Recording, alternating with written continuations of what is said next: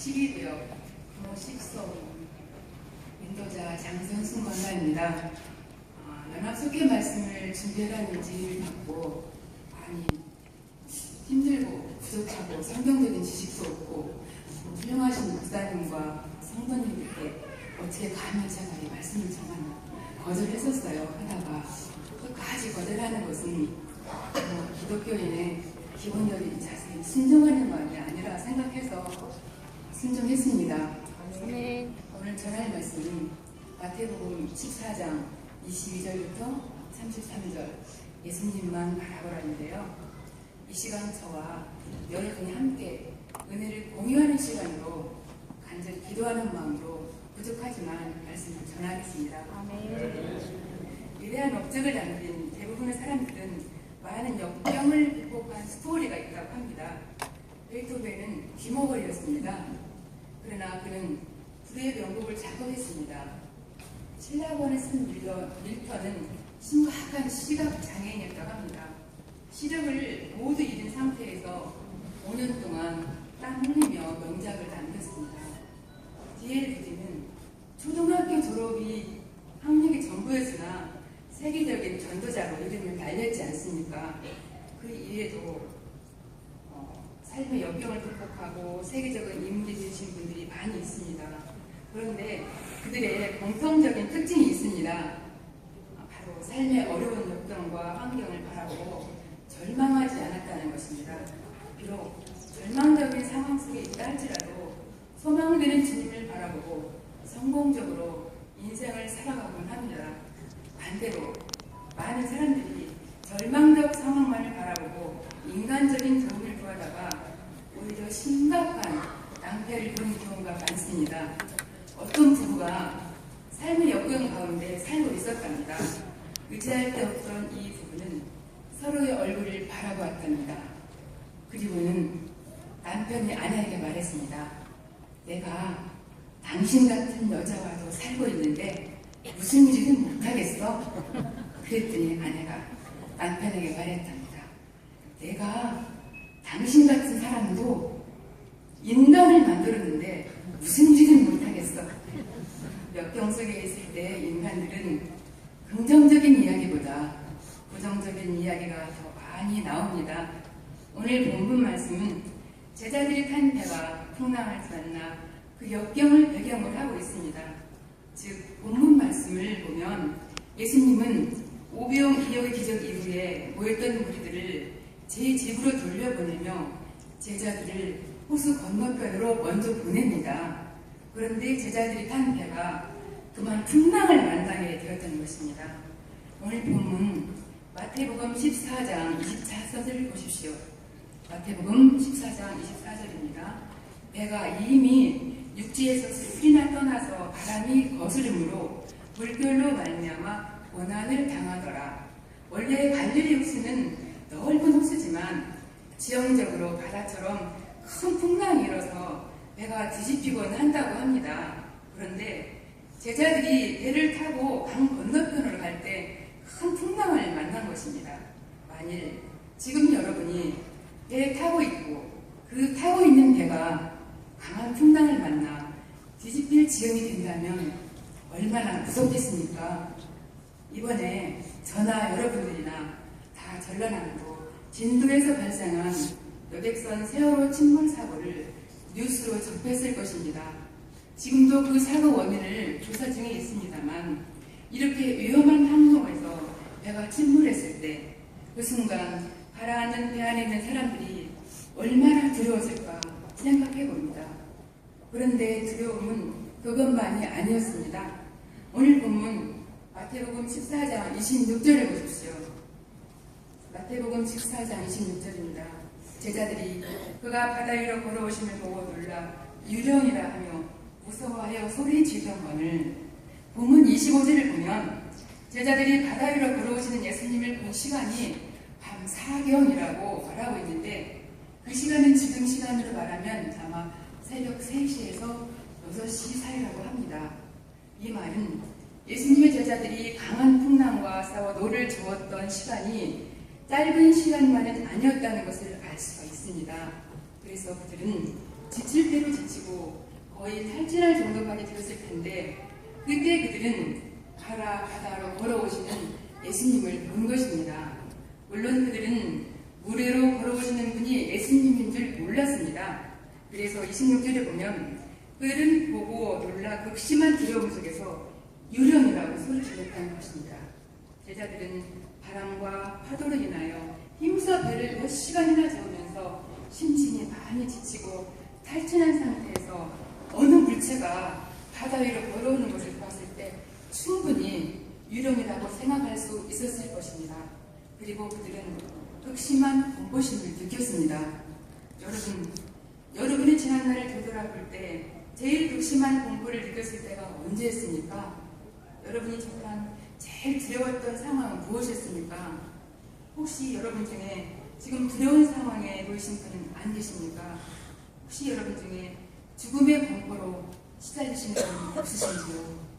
만일 있으시다면 27절 안심하라 내니 두려워 말다 아멘. 말씀처럼 오늘 예수님의 음성을 들으실 수 있길 바랍니다. 아멘. 저희 친정은 유대교와 토템 사상이 아주 투철하게 경배하는 가정이었어요. 그런데 기독교인이셨던 저희 큰언니가 저희 집으로 시집을 오면서 식구들이 한 둘씩 예수님을 영접하게 되었죠. 그런데 주일날이면 저희 집은 두 갈래길이 걸어가는 게 보였어요. 한 길은 어머니와 언니와 오빠들이 교회로 걸어가고 한 길은 제가 고등학교 1학년 때부터 절을 다녔어요. 그래서 광주 충장로에 있는 봉사라는 절에 가서 법회를 드리러 저는 절로 가는 그 두 갈래길이 항상 모이곤 했었어요. 그래서 저희 가정이 넉넉지 못해서 인문계 고등학교를 진학하지 못하고 군산여자상업고등학교를 졸업한 뒤 광주에서 작은 회사에 다니고 있을 때 하루는 기독병원 수관에서였던 저희 친정올케와 퇴근을 하고 또 한국전력회사의 광주지사에 근무하셨던 큰오빠가 퇴근하셔서 저를 불러놓고 선수나 대학 가보지 않을래?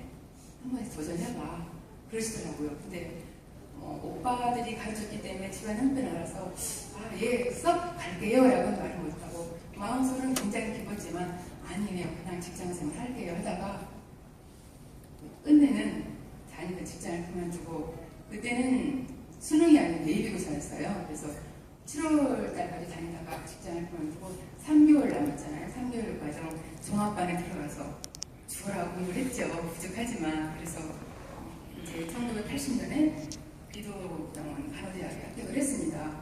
합격을 한 뒤에 또 학생들 40명이 합격했으니까 신체검사를 받아요. 광주 기독병원이 부속병원이기 때문에 신체검사를 받는데 시력테스트를 하는 순간 앞이 깜깜하고 제가 현기증으로 쓰러진 거예요. 원인 모르게. 그래서 집에 와보니까 온몸에 열이 40도가 넘고 펄펄 끓고 그래서 응급실을 갔죠. 기독병원 가서 입원을 하고 한 15일이 지났는데도 40도가 넘는 열과 뼈 마디마디에 우리 뼈 마디가 한 6,000마디가 된다고 합니다. 뼈 마디마디 통증은 이루 말할 수가 없었습니다. 머리털이 다 빠질 정도로 심각한 통증이었는데 그렇게 치료하기를 아무리 이 검사 저 검사 다 해도 원인이 안 나오고 치료를 하는데 한 15일 내지 20일이 지났는데 밤에 잠을 못 자니까 낮에 살짝 잠이 들었는데 제 뜨거웠던 이마가 갑자기 시원해지는 것을 느꼈어요. 그래서 이렇게 눈을 떠보니까 아니 저희 친정 어머니하고 식구들이 다니는 기독교 장로교였어요. 은명기 담임 목사님께서 저희 이마에 손을 얹고 기도를 하고 계시는 거예요. 기도가 끝나자마자 무섭게 저희 몸이 얼마나 싸늘하게 식었는지 몰라요. 그 열이 다 떨어지고요. 그 뼈 마디마디의 통증이 스승 듯이 사라졌어요. 그것이 진정 하나님의 은혜라고 저는 정말 감히 말씀드립니다. 그래서 제가 예수님을 영접할 수 있었던 것은 일요일이면 저희 가족들은 교회를 가지만 저는 충장로에는 봉사를 별로 갔잖아요. 하지만 저희 식구들이 한 사람도 선수나 예수 믿어라 왜 부처를 믿어 그런 말 한 번도 안 했어요. 묵묵히 중보기도 하셨던 것 같아요. 그래서 이 중보기도의 힘이 이렇게 유력이 세구나. 하나님의 진짜 전지전능하신 능력은 인간의 힘으로는 할 수 없구나 라는 것을 깨닫고 그때부터 기독교를 개정을 하고 대학교 다닐 동안에는 매주 토요일이나 가면 기독병원에 9개 병동이 있는데 병원 찬양을 한 주도 빠지지 않았어요. 병원 찬양을 다니며 병실 돌아다니며 이렇게 아픔과 실망에 지쳐있는 환우들을 보고 전도하고 기도해주고 하는 게 저는 진짜 지금도 생각하면 어떻게 그렇게 했나 싶어요. 하루 한 주도 안 빠졌으니까요. 그렇게 하면서 동아리 모임도 열심히 하고 교회를 졸업을 해서 이제 저도 이렇게 여기까지 왔습니다. 그래서 우리도 살다가 보면 제자들이 만난 풍랑과 같은 삶의 역경을 만나곤 합니다. 그러나 우리는 다음과 같은 이유를 염두에 두고 주님을 바라보며 담대하게 살아가야 할 것입니다. 하나님은 예수님께서 우리를 위해서 기도하고 계십니다라고 하는 것입니다. 그래서 오늘 본문 마태복음 14장 23절을 보십시오. 마태복음 14장 23절입니다. 무리를 보내신 후에 기도하러 따로 산에 올라가시니라. 저물매 거기 혼자 계시더니, 여기서 무리를 보내신이라는 것은 예수님께서 물고기 2마리와 떡 5덩이만으로 남자 5,000명을 부르신 오병이어의 기적을 이루신 후를 가리킵니다. 그 후 예수님께서는 군중들을 불러보내시는 동안 그의 제자들을 서둘러 배를 타고 자기보다 먼저 건너편에 가게 하셨습니다. 그리고 예수님께서는 자기를 억지로 이스라엘의 왕으로 삼으려고 하는 군중들과 작별하신 후에 혼자 산에 올라가셨습니다. 본문 23절 말씀에 왜 예수님께서 혼자 산에 올라가신 것입니까? 바로 기도하러 산에 올라가신 겁니다. 그리고 그 기도는 주로 당신을 따르는 제자들에 대한 중보기도였습니다. 요한복음 17장 9절을 보겠습니다.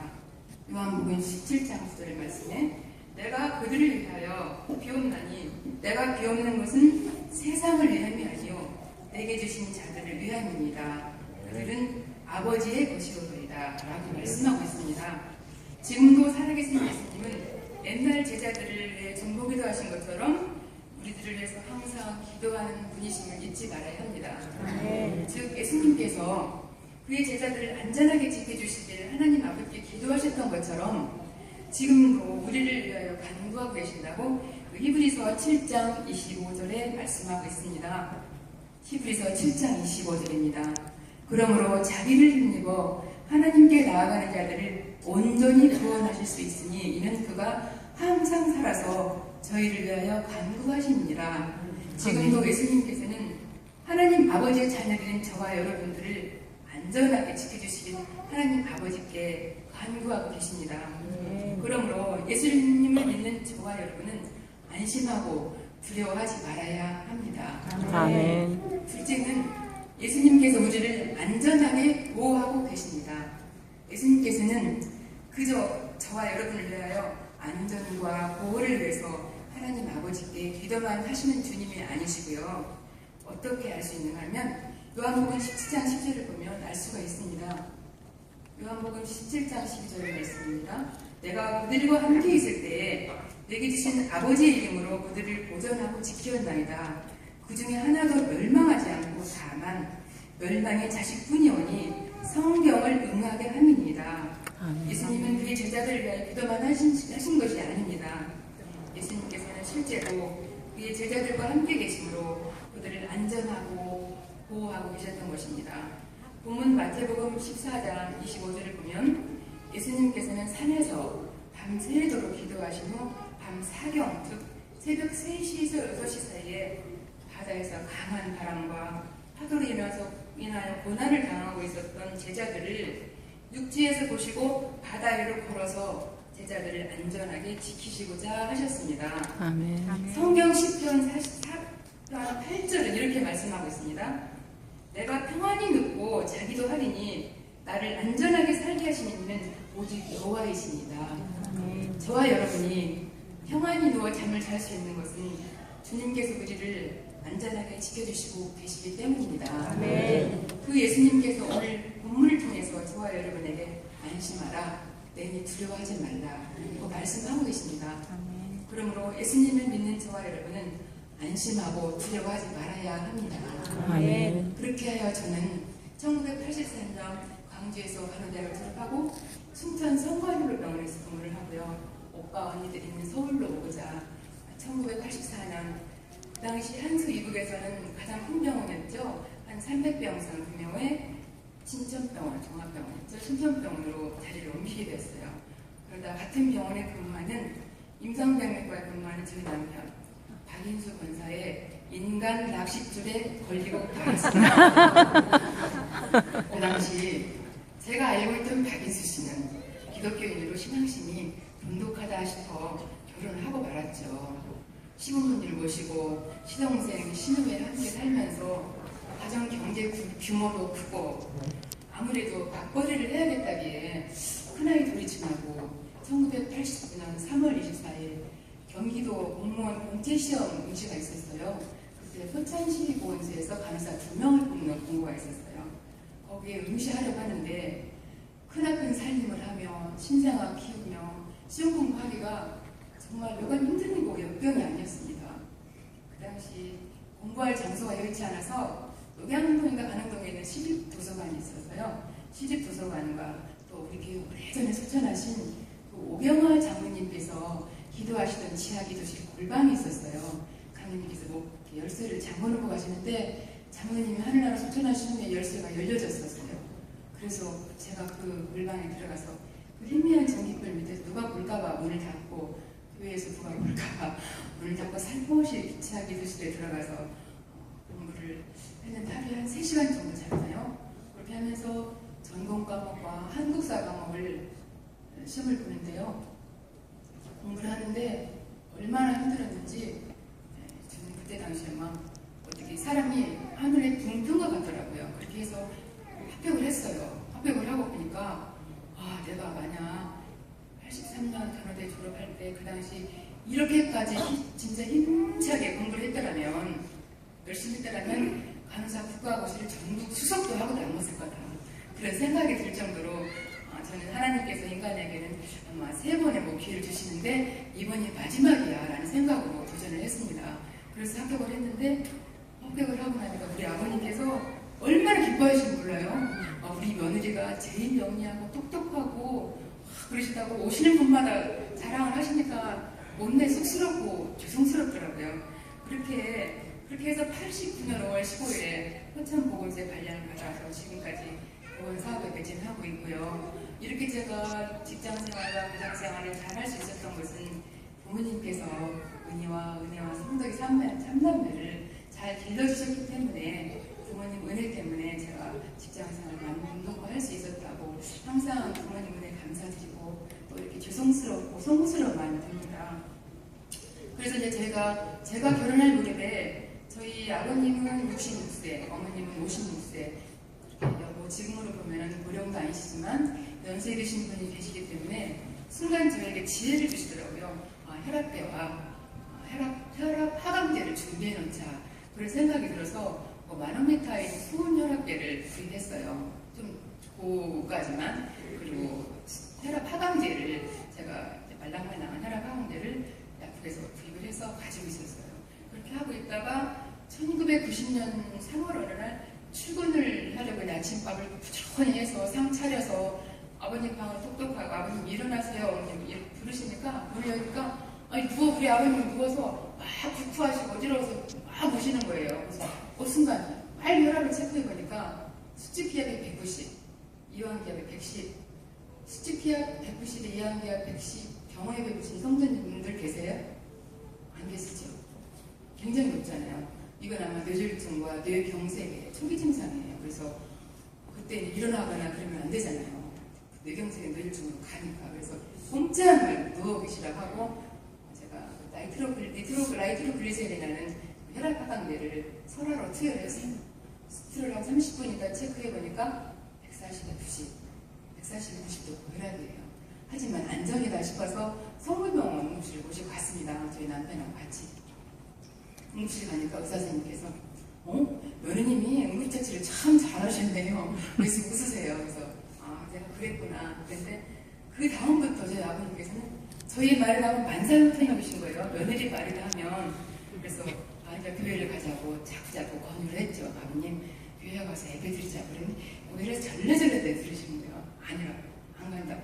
나는 교회 졸업했다. 그래서 그럼 아버지 졸업장 어디 있어요? 보여주세요. 그러면 그냥 웃고 가세요. 그러던 아버님이 그러시지만 또 주일날이면 이렇게 설거지를 하고 다 깨끗이 마무리해놓고 교회를 가야 되니까 교회 다닌다고 지저분하게 해놓고 다니면 안 되잖아요. 그래서 깔끔하게 지처리는 다 하고 원래 설거지까지 부지런히 하고 주일날은 제일 일찍 일어나서 밥 해먹고 그러는데 교회 듣겠다 빨리 가라 설거지 놔두고 그렇게 하시는 말씀이 저에게는 얼마나 큰 위로가 되는지 모릅니다. 그래서 이렇게 이러한 역경과 고난 속에서도 부모님께서 주신 은혜도 하나님 주신 은혜고 위로다 생각을 하고 저는 이렇게 살아왔었습니다. 그래서 살면서 저에게 하나님이 지혜를 주시더라고요. 왜냐하면 교회를 다녀도 시동생, 시부모님 다 믿지 않기 때문에 항상 이 눈치 저 눈치를 보는 거예요. 눈치를 주지 않지만 저 자신이 눈치를 받게 되더라고요. 그래서 떳떳하게 다닐 수가 없는 거예요. 속회 예배도 드리자는 말도 못 드리겠고 그래서 신호들을 교회를 전도하자. 그래서 같이 살고 있던 막내 신호와 결혼한 둘째 신호 부부를 저희 교회로 전도했습니다. 그 후부터는 주일 예배, 밤 예배, 부흥집회 안내는 많았잖아요. 부흥집회 우리 두 딸 어린 아들 데리고 다 마구마구 다녔어요. 얼마나 감사했던지 모릅니다. 그렇게 해서 저희는 이렇게 신앙생활을 했는데요. 여러분도 저와 같은 그러한 역경이 있을 줄 믿지만 담대하게 헤쳐나가시길 바랍니다. 세 번째로 예수님께서는 우리가 간구하실 때 즉시 우리를 구원해 주십니다. 오늘 본문 마태복음 14장 30절부터 31절을 보십시오. 바람을 보고 무서워 빠져가는지라 소리질러 이르되 주여 나를 구원하소서 하니 예수께서 즉시 손을 내밀어 그를 붙잡으시며 이르시되 믿음이 적은 자여 왜 의심하였느냐 하시니 이 말씀의 배경은 바다 위로 걸어오시는 예수님을 보고 배에 타고 있었던 예수님의 제자들이 놀라 유령이라 하며 무서워 소리 질렀을 때 예수님께서 그들에게 즉시 안심하라 내니 두려워 말라 라고 말씀해 주셨습니다. 28절에 보면 그때 예수님의 음성을 들은 사도 베드로가 예수님께 이렇게 말하였습니다. 주여 만일 주님이시거든 나를 명하사 물에로 오라 하소서. 이 말을 들은 예수님께서는 베드로에게 29절에 컴 오라 하고 명하셨습니다. 베드로는 그 명령에 순종하여 배에서 내려 물 위로 걸어서 예수님께 갔습니다. 그러나 베드로는 어떻게 됐어요? 바람을 보고 무서운 바다에 빠졌습니다.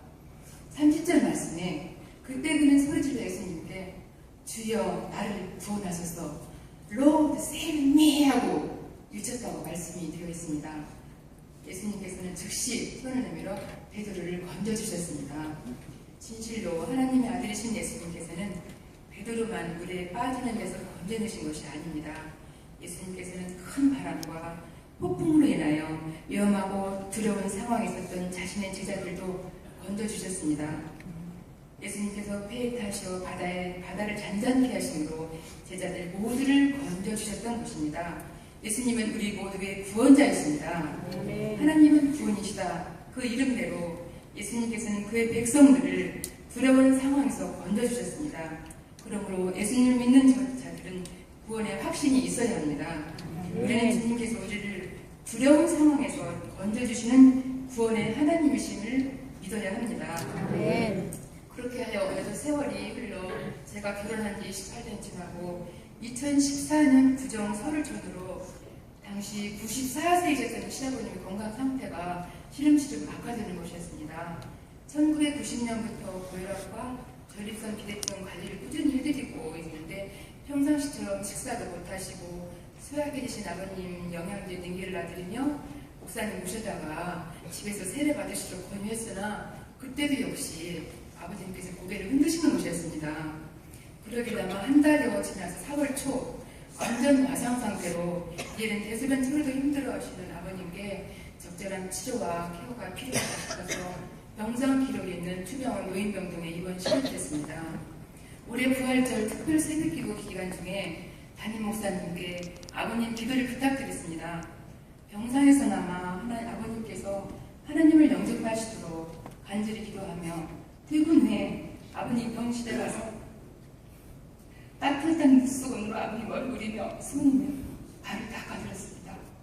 기력이 쇠약해지시고 연약해지신 모습으로 따지고 가지고 병상에서 주무시는 아버님 모습을 보니 너무나 가렵고 불쌍한 마음에 한없이 눈물을 흘리며 꼭 붙잡고 기도하는 제 손에 잠시 주무시던 아버님께서 눈을 뜨시더니 애미 왔냐? 하시게 아버지 속히 치료받고 우리 집에 가서 살 수 있도록 목사님 모시다가 병원에서 세대 다닐까요? 그랬더니 아니 고개를 끄덕끄덕 하시는 것이었습니다. 아멘. 얼마나 감격했는지 순간 병실에서 할렐루야 하나님 감사합니다를 눈치나 잊었습니다.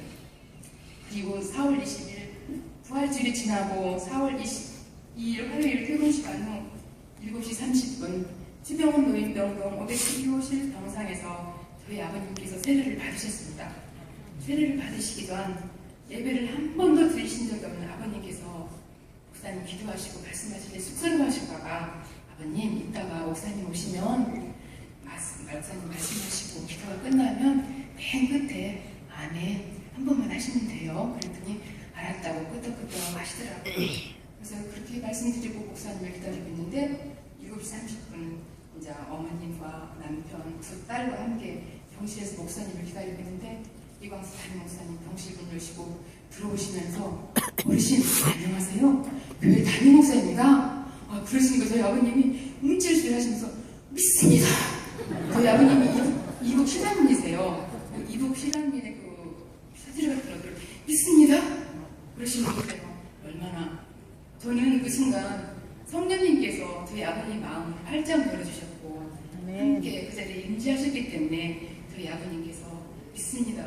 가르쳐주진 않았는데 그렇게라고 말했다고 말씀했다고 믿습니다. 아멘. 그래서 믿습니다라고 할 때 저희 아버님 얼굴을 순간 본 순간 눈동자가 희미해졌는데 저희 아버님 눈동자가 굉장히 동공이 커졌어요. 커지면서 굉장히 총명하게 보이더라고요. 그래서 야이고야 연약해져서 말씀도 오늘 하셨어요. 발음도 알아볼 수가 없어서 귀에다 대고 아버님 뭐라고요? 그렇게 했었는데 어떻게 믿습니다라고 하셨는지 저는 이건 기적이라고 생각을 합니다. 그래서 분명 성령님께서 아버님을 붙드셨기 때문에 하나님을 영접하신 아버님 모습은 제가 영영 잊을 수가 없습니다. 영양 불균형과 혈액순환 장애로 손등과 조발이 퉁퉁 부어 올라서도 목사님께서 죽어가신 그 나무 십자가를 잡고 주무시는 모습을 볼 때 진정 하늘나라의 천사의 순전하고 사랑스러운 그 자체였습니다. 아멘. 20년을 살아오면서 처음이자 마지막으로 귀대고 아버지 제가 아버지 사랑하는 거 아시죠? 아버지 무지무지 사랑해요. 말했더니 고개 끄덕끄덕 하시더니 눈가에 눈물이 이렇게 흐르시더라고요. 그래서 이처럼 비록 25년 만에 세례를 받으셨지만 구원을 받았다는 그 기쁨을 우리로 말할 수가 없습니다. 저는 아버님께서 구원을 받지 못하고 세상을 떠나시면 어느 날 내가 어떻게 하나님을 빌까? 볼 면목이 없다. 그런 생각에 제 가슴이 아팠거든요. 급기야는 병원에서 폐렴 합병증으로 힘들어하시다가 5월 20일 세례 받으신 한 달 만에 아침 7시 40분 편안히 하나님 품으로 소천하셨습니다. 보람 장례식장에 안치해드리고 주섬주섬 장례 절차를 준비하는 중에 순간 저희 뇌를 스치는 그 음성 같은 것이 탁 스쳤어요. 뭐냐면 아버님 세례 증서를 영정사진 앞에 놓아라. 그런 게 들리는 듯 했어요. 그래서 집에 가서 옷까지 준비하다가 영정사진을 세례 증명사진 영정사진 앞에 놓아드렸어요.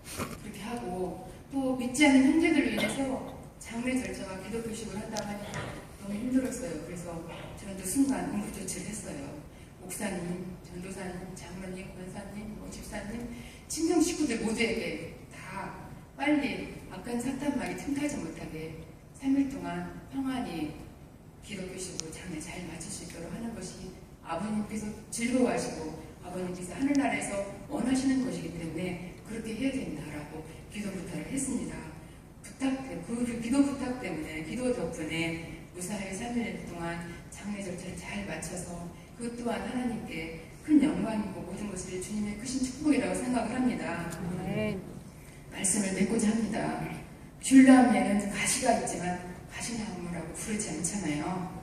향기롭고 달콤한 귤이 열매를 맺히기 때문입니다. 장미나무에도 가시가 있지만 가시나무라 부르지 않고 장미나무라 합니다. 아름다운 장미꽃이 맺히기 때문입니다. 비록 성도의 삶에 역경이 있어도 성도는 희락과 평강의 삶을 살게 됩니다. 왜냐하면 우리의 삶에 예수님이 함께 하시기 때문입니다. 아멘. 삶의 역경이 있어도 예수님만 바라보면 천국의 삶을 살 수 있습니다. 아멘. 여러분, 오늘 예수님께서 저와 여러분들에게 안심하라, 내니 두려워하지 말라 꼭 말씀하셨습니다. 어떠한 두려운 상황에 우리가 놓여 있다 할지라도 우리는 우리를 위하여 간구하고 계실 뿐만 아니라 실제로 우리를 보호하고 지켜주시는 하나님을 의지해야 합니다. 아멘. 우리는 하나님의 구원을 위하여 간구하되 구원의 확신을 가지고 믿음으로 하나님과 간구해야 합니다. 분명히 하나님께서 우리의 기도를 응답해 주시고 저와 여러분을 그 역경에서 건져주실 것을 믿습니다. 아멘. 기도드리겠습니다. 저희들의 생명이시며 소망이 되시는 하나님 아버지, 전능하신 주님께 영광을 돌립니다. 아멘. 교회에 지치는 저희들이 이 시간 연합속회 예배로 주님께 영광을 돌릴 수 있게 축복하시니 또한 감사합니다. 아멘. 하나님 아버지, 저희 교회의 모든 속회를 주께서 감찰하시고 지켜주셔서 모든 속회들이 주님께 영광 돌리며 몸든 교회를 섬기는데 열심을 갖게 하옵소서. 아멘. 한 속회라도 실족함 없게 하시고 모든 속장님들을 지켜주시옵소서. 아멘. 사랑하는 주 예수님, 하나님을 잃어버린 인류가 발전시킨 세상의 문화에서 우리를 불러내시고 교회 안에서 주님을 누리게 하심을 감사합니다. 아멘. 주님이 우리의 참된 보호와 안전과 생활수단이심을 체험하게 하시고 아멘. 주님을 떠난 주님이 없는 문화 안에서 살지 않게 하옵소서. 아멘. 이 모든 말씀 우리의 참된 주인이시며 사랑 많으신 예수님 이름으로 기도드립니다.